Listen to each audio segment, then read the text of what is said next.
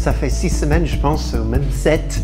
On n'est pas là parce qu'on a eu le festival fin juillet qui était formidable, une semaine dans le sud. Et nous, on était partis avant ça. Donc finalement de retour, c'est un grand plaisir de vous revoir et bien aussi de voir beaucoup de personnes pour qui c'est peut-être la première semaine ici, le premier dimanche. Vous êtes vraiment les bienvenus. Et j'espère que ce que je vais dire maintenant vous touche au nom de Jésus. 2 mots d'introduction. Le premier, c'est un message modifié aujourd'hui, mais c'est un message que j'ai déjà prêché dans l'église justement en fait à Lyon il y a quelques mois. Et je pense que Dieu m'a donné quelque chose à partager avec les églises. Donc, c'est nous aujourd'hui. Deuxième mot d'introduction. La toute première partie de 3 minutes, en fait, si vous faites partie de notre projet Versailles, vous devez être au courant de ce que je vais dire. Ok.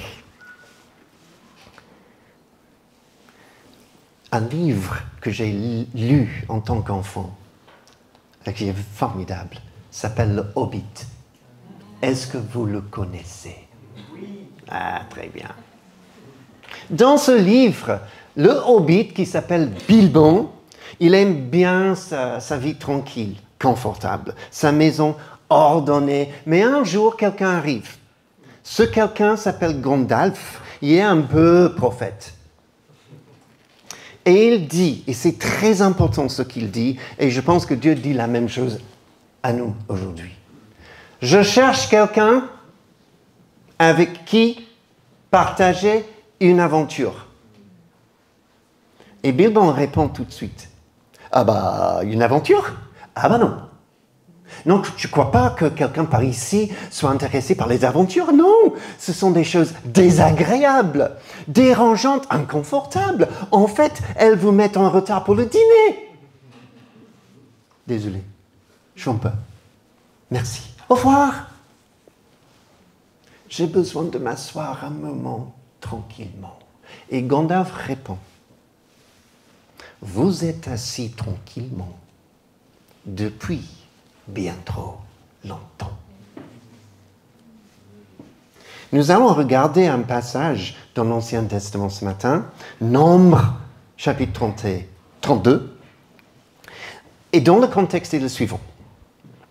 Dieu, il sort le peuple d'Israël de l'esclavage en Égypte.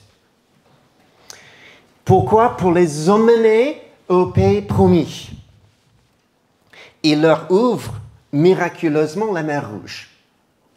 Il pourvoit leurs besoins dans le désert. Il les protège, il les dirige. Il y a la colonne de feu. Il y a la loi, il y a la manne. Mais malgré tout, ce peuple d'Israël se rebelle et par conséquent doit passer encore 38 ans dans le désert avant d'arriver enfin dans les plaines du Jourdain, en face du pays promis. Nombre 32, verset 1. Dans ce passage, il y a 9 villes difficiles à prononcer en anglais. Peut-être vous, les Français, pas de problème, mais bon. Les Roubénites et les Gadites avaient une quantité considérable de troupeaux. Ils virent que les pays de Gézer et de Galade étaient un endroit approprié pour les troupeaux.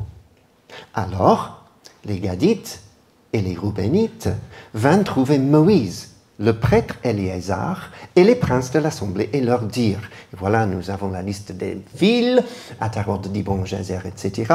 Ce pays que l'Éternel a frappé devant l'assemblée d'Israël est un endroit approprié pour des troupeaux.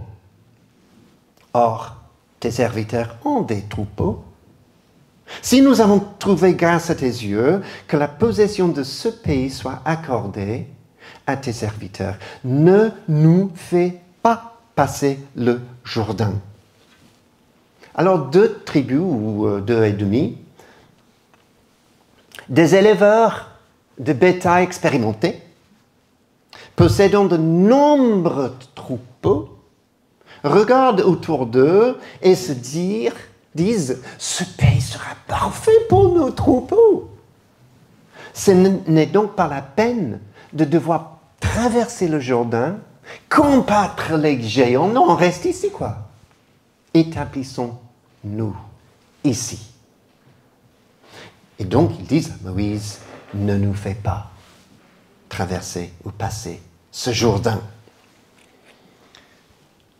Si vous êtes étudiant de l'histoire, vous êtes peut-être au courant, connaissez peut-être l'histoire de l'expansion des États-Unis vers l'ouest au XVIIIe et XIXe siècle.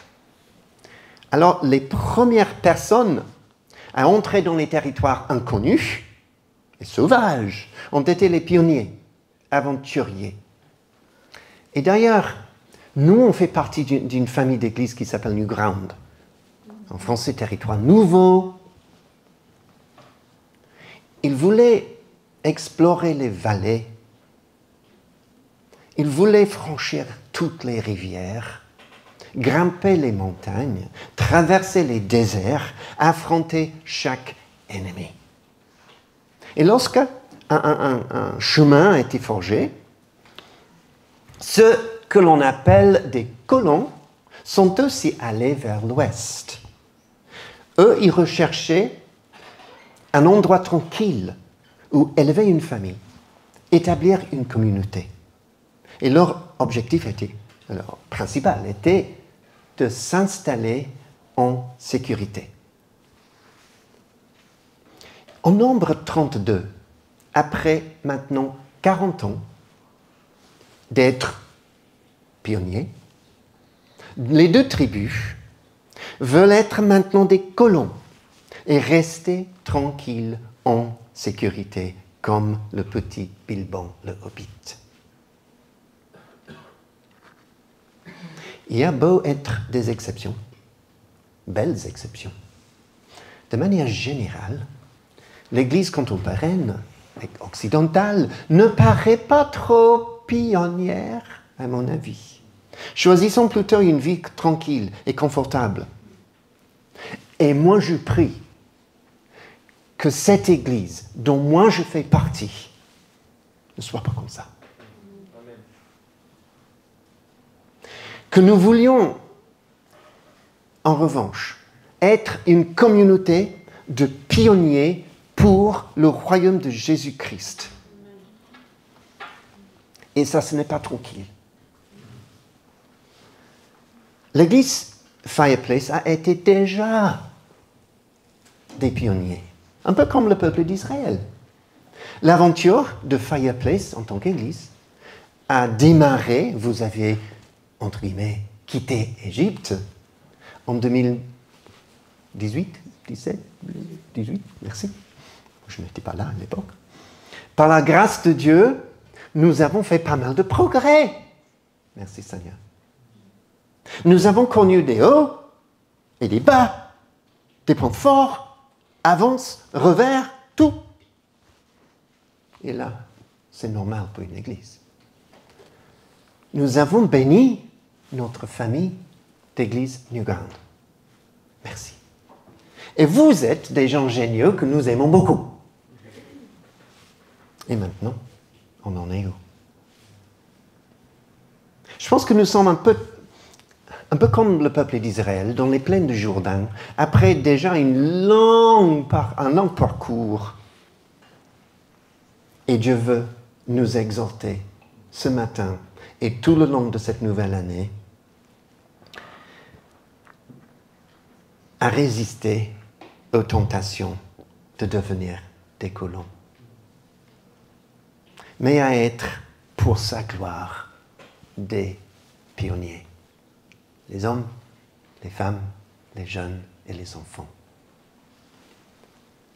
Mais ça ne va pas dire que chacun d'ici va, la semaine prochaine, aller ailleurs implanter une nouvelle église. Non, ce n'est pas ça que je veux dire. Certes, il va y avoir, dans les mois, dans les années qui viennent, certains qui vont implanter d'autres églises ailleurs, ça fait partie de notre vision, c'est sûr. Mais ce qui est glorieux, ce qui est merveilleux dans le royaume de Dieu, c'est que nous tous Nous pouvons être des pionniers où qu'on soit. Donc vous pouvez être pionnier à Paris, ou à Poitiers, ou au Portugal, ou dans le Perche. Vous savez où se trouve le Perche? C'est très beau par là. On a fait du camping cet été. Regardons l'attitude de Paul. Philippiens 3, verset 13, très connu. Frères et sœurs, il dit, « Je fais une chose. Oublions ce qui est derrière et me portant vers ce qui est devant. Je cours vers le but pour remporter le prix de l'appel céleste de Dieu en Jésus-Christ. Oublions ce qui est derrière, courons vers le but. » C'est une parole pour nous tous, en tant qu'individus et en tant qu'Église. Je pourrais avoir toute une liste, une très longue liste de points d'application sur être des pionniers.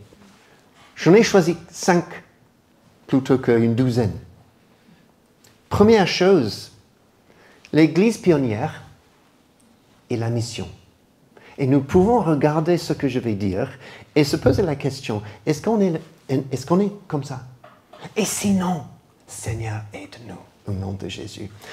Le ministère pastoral dans une église locale est hyper important. Pas vrai? Le bon enseignement biblique et les soins pastoraux sont on ne peut plus importants. Ils sont là. Mais le risque pour une église est de devenir trop focalisée sur elle-même, sur ceux qui sont déjà membres de cette église. Qu'en est-il donc de nous? Le but ultime du ministère pastoral n'est pas de soigner les chrétiens pour qu'ils puissent vivre dans la paix et dans la joie, confortablement et tranquillement. Ce n'est pas le but du ministère pastoral. C'est d'équiper les chrétiens. Nous, vous et moi. Pour ceux auxquels Dieu nous appelle, c'est-à-dire la mission dans ce monde. La proclamation de l'Évangile dans toutes les nations de ce monde. Allez dans le monde entier, dit Jésus, Marc 16, et proclamez la bonne nouvelle à toute la création. Je pense que nous pouvons voir un peu le ministère pastoral comme le travail des disciples aux rives du lac de Galilée. Ils réparent leurs filets. Pourquoi? Parce qu'il aimerait avoir des jolis filets sans trou, n'est-ce pas? Ouais, mais pourquoi? Pour qu'on puisse jeter les filets dans la mer pour la pêche. Nous pouvons dire, mais tout le monde sait qu'on est là, mais on a une page Internet, Instagram, chaîne YouTube, on a tout ce qu'il faut, les gens peuvent venir s'ils veulent. Et c'est vrai. Mais ce n'est pas ça, d'être pionnier dans la mission. Vous ne trouvez pas? Jésus appelle ses disciples à être des pionniers et non les colons. Il nous appelle pour créer une institution pour protéger les croyants, mais pour s'aventurer avec audace pour son royaume. Est-ce que ça me décrit ou pas trop peut-être? Que dit Jésus? Comme le Père m'a envoyé, moi aussi je vous envoie. Lui, il a perdu sa vie. Comme le Père m'a envoyé, je vous envoie. Vous recevrez une puissance, il a dit, lorsque le Saint-Esprit surviendra sur vous et vous serez mes témoins à Jérusalem, en Judée, en Samarie et aux extrémités de la terre. Il nous appelle, il nous envoie. Et comment cela s'applique à vous? J'ai des questions assez difficiles. À quelle fréquence levez-vous le matin avec la prière? À qui veux-tu, Seigneur, que je parle de toi aujourd'hui? À quelle fréquence? Au travail, tu es qui? Tu es le salarié loyal. Oui, j'espère. Mais d'abord, tu es qui? Est-ce que tu es au travail l'ambassadeur du roi des rois? Comment vois-tu tes voisins et tes amis non-croyants? Nous avons, Jill et moi, le grand privilège d'habiter dans un immeuble de 25 ou 30 appartements. Et pour nous, c'est un privilège parce qu'on est entouré par des gens. Même ce matin, j'ai croisé une nouvelle et j'ai échangé quelque chose avec elle. C'était super. Et finalement, on est là pour quoi? Pour habiter à Issy-les-Moulineaux? Oui, ok, mais d'abord, on est ambassadeur. C'est une joie immense de pouvoir partager la foi en Jésus avec nos voisins. Nous prions que Dieu nous aide, que Dieu nous ouvre les portes pour le faire cette année. Et vous? Si une nouvelle personne passait quelques mois dans cette église, dirait-elle à la fin, franchement, ils ont tous une passion brûlante pour ceux qui les entourent, pour partager Jésus avec eux. Ou peut-être cette nouvelle personne ne dirait pas ça. Je ne sais pas, mais d'après vous. Deuxième chose, l'Église pionnière et les dons du Saint-Esprit. Est-ce que je suis pionnier ou plutôt tranquille, confortable, colon? Nous ne sommes pas ce qu'on appelle les cessationnistes, c'est-à-dire ceux qui croient que les dons du Saint-Esprit ne sont plus. Mais sommes-nous véritablement charismatiques? Charismata signifie les dons de la grâce.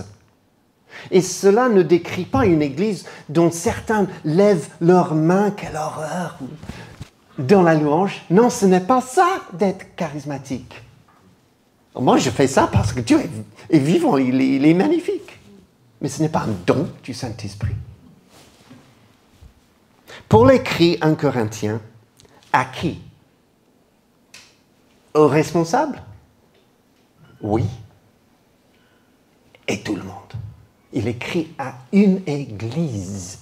Du coup, en arrivant dans chapitre 12, 13 et 14, il s'adresse à l'église. Et là, il dit à l'église, aspirez aux dons spirituels, surtout à la prophétie. Et aspirer signifie courir après, désirer ardemment. Ouf, est-ce que je suis colon ou pionnier?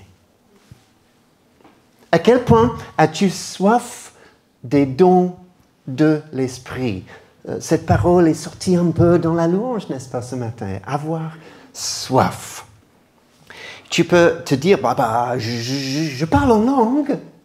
Super, c'est un don merveilleux. Fais-le plus que jamais cette année. Mais qu'en est-il de toi? Pour toi, des dons de la prophétie, par exemple, de la parole de connaissance, de la guérison, du discernement des esprits, à quoi aspires-tu vraiment dans cette vie chrétienne merveilleuse? Quand as-tu prié pour la dernière fois pour quelqu'un rencontré dans la rue? Oh. Du coup, est-ce que je suis colon? Non, tranquille. ou pionnier? Je sais qu'il y a présent ce matin quelques Brésiliens. Vous êtes vraiment les bienvenus. En vacances, on était dans un camping en Angleterre, près de la frontière galloise.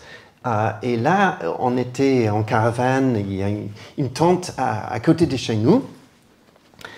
3 personnes, papa, maman et le petit. Sébastien, c'était le petit, il avait 6 ans. Benjamin. Et il était enfant unique. Et nous, on était là, voilà, la famille entière, donc on était 16. Y compris 8 enfants, de 3 à 10. Et donc le petit Benjamin, il a rejoint un peu notre famille. Et ses parents étaient très contents, parce que ça leur laissait le temps de se reposer, etc. Et boire leur café brésilien. Mais aussi, ça nous a laissé l'opportunité de leur parler. Et à la fin de notre séjour de 4 jours, c'était déjà noir, la nuit est tombée. Et moi, j'étais là, assis avec eux, avec les parents. Le petit était... il dormait. Lui, il m'a dit, je suis bouddhiste. Elle m'a dit, je suis spiritiste. D'accord. Et j'ai partagé Jésus, et ma foi en Jésus, et qui il est, et ce qu'il fait, et ce qu'il a fait. Et à la fin, je leur ai dit, je peux prier pour vous. Ils ont dit les deux, avec grand plaisir. Donc j'ai prié, je ne sais pas ce qui s'est passé, et même maintenant, je ne sais pas. Quelle joie d'avoir ça. Donc, ce moment-là, j'étais pionnier. Mais est-ce que je le suis toujours? Et d'ailleurs, il m'a donné un café brésilien absolument délicieux. Merci beaucoup.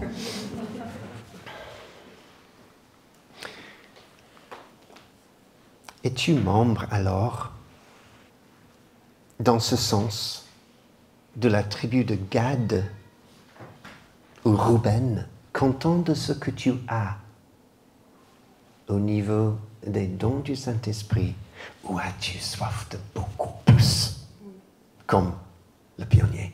Troisième chose, l'Église pionnière et l'engagement. L'engagement à l'Église locale, en fait. Donc, presque toute Église, il y a un grand nombre de personnes, de gens très engagés, très motivés, qui font souvent de grands sacrifices au niveau de leur temps, leur énergie, leurs finances, etc. Magnifique. Merci, merci, merci. Tandis que plusieurs d'autres assistent au culte de manière régulière, ou même sporadique, mais très honnêtement, leur engagement ne montre pas vraiment un esprit pionnier. C'est-à-dire, certains sont de vrais participants, actifs, quoique d'autres sont plutôt des consommateurs dans presque chaque église. Sommes-nous alors une église que moi, je décris comme une église gondole? Voilà. Où le gondolier, les responsables et les autres qui servent, se tient debout pour guider la barque, tandis que les touristes sont assis en train de tout regarder. Ça décrit parfois les églises.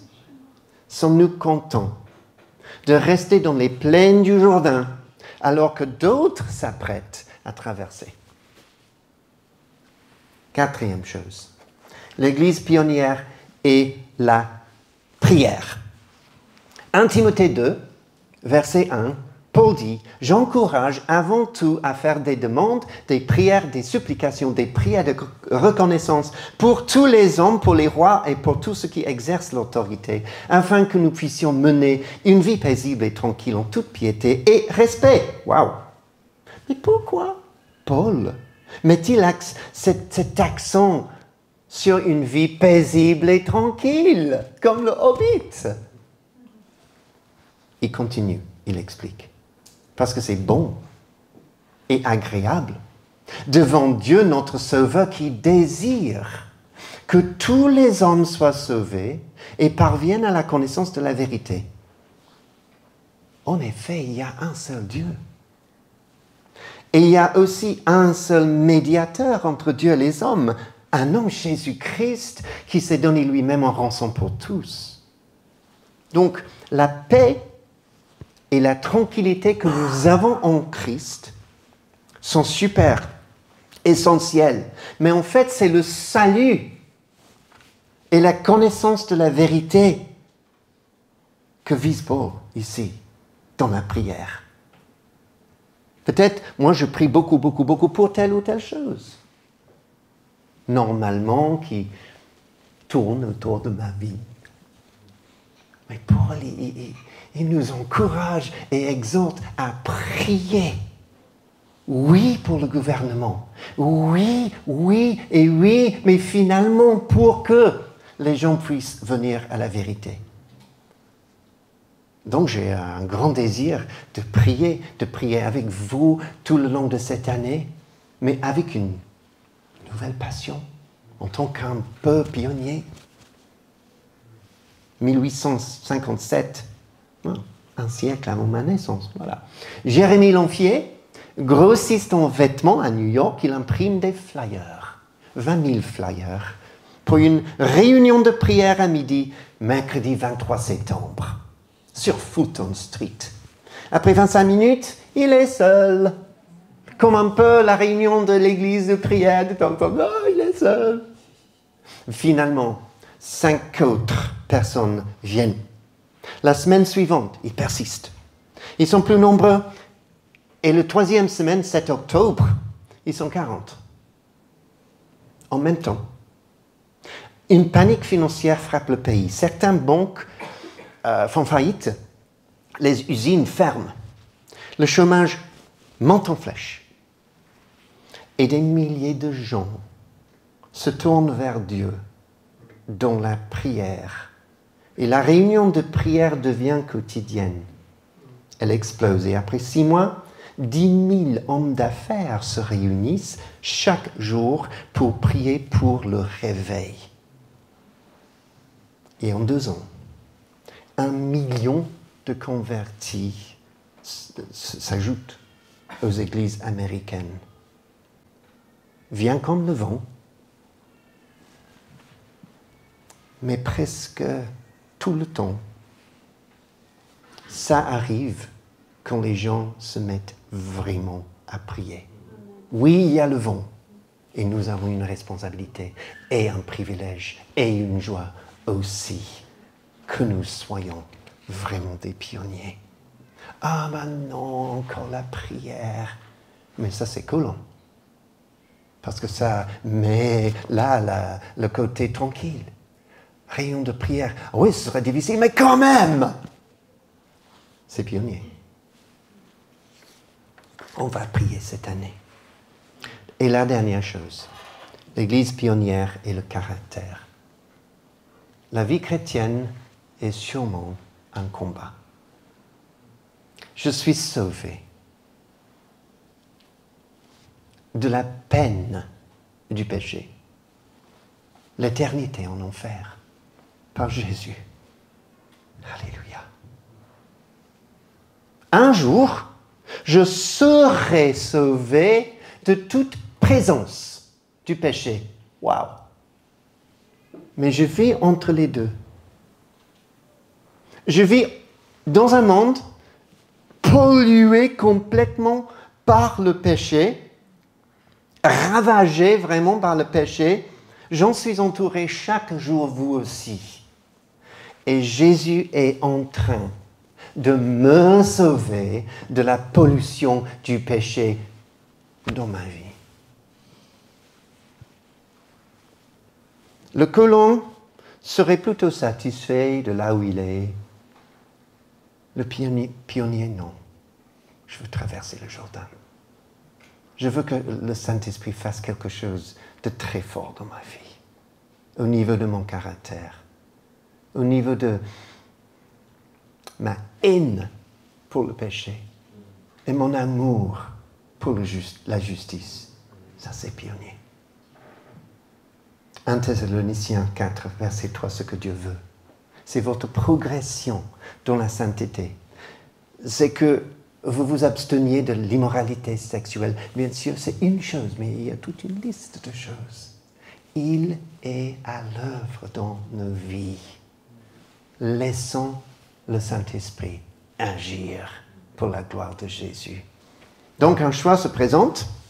Je reste colon là où je suis dans une sécurité relative, où je sors des zones de confort pour suivre ce qui est le pionnier ultime, à Jésus. Hébreux 12, débarrassons-nous de tout fardeau et du péché qui nous cerne si facilement de tous côtés et courons avec persévérance l'épreuve qui nous est proposée. Gardons les yeux fixés sur Jésus, le pionnier de la foi. Et si je reviens maintenant à l'histoire de notre petit hobbit de Bilbon, il est écrit, c'est alors que quelque chose s'éveilla en Bilbon et qu'il souhaita aller voir les grandes montagnes, entendre les cascades, explorer les grottes et porter une épée au lieu d'un bâton de marche. Je pars à l'aventure, écrit. Donc, j'ai cette idée devant moi, d'une église locale qui s'appelle Fireplace. C'est alors que quelque chose s'éveilla. Est-ce que ça va être écrit un jour sur nous? Je pars à l'aventure dans le domaine de l'évangélisation, ou la prière, ou mon caractère, ou mon engagement, ou les dons du Saint-Esprit, et beaucoup d'autres domaines d'ailleurs. Je pars à l'aventure. Et cet été, une aventure se présente pour nous tous, et ensemble, en tant qu'Église, je vous invite à vous lever.